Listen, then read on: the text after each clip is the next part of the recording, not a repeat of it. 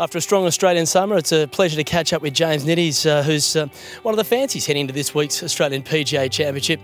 James, when you came back to Australia, I know you had designs on playing well. Have you exceeded expectations? I mean, I wouldn't say I've exceeded expectations, but had a good summer.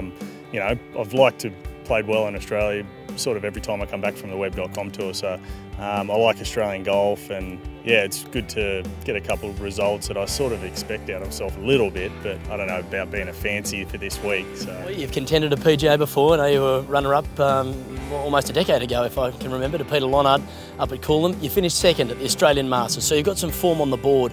There's other things to consider as well, order of merits. You've got a few things in the back of your mind?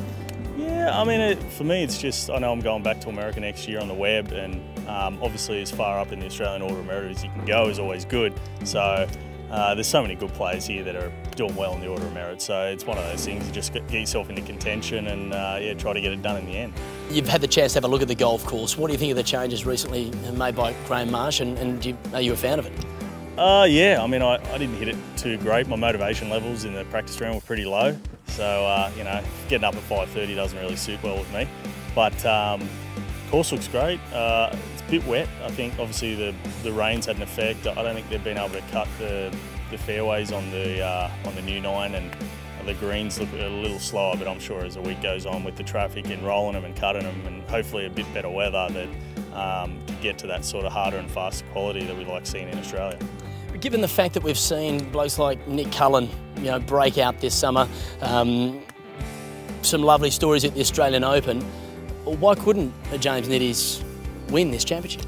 Well, I'm not saying I couldn't, but you know, a lot of things have to go right for, you know, I consider myself as one of those second tier guys. You know, there's a lot of us out here that are great, and if we play well, we can always be up around the lead, but you know, I wouldn't put us in that favourite list of the you know, the Adam Scotts and the big boys that are playing here this week. So I like being there. I like being sort of the guy that maybe can win or maybe can't, and you sort of surprise people. So you keep your expectations a little lower and you make your goals a bit more achievable. And then I know all of us second tier type guys, once we get in contention, we're not guys that fade. So we know we've been there before.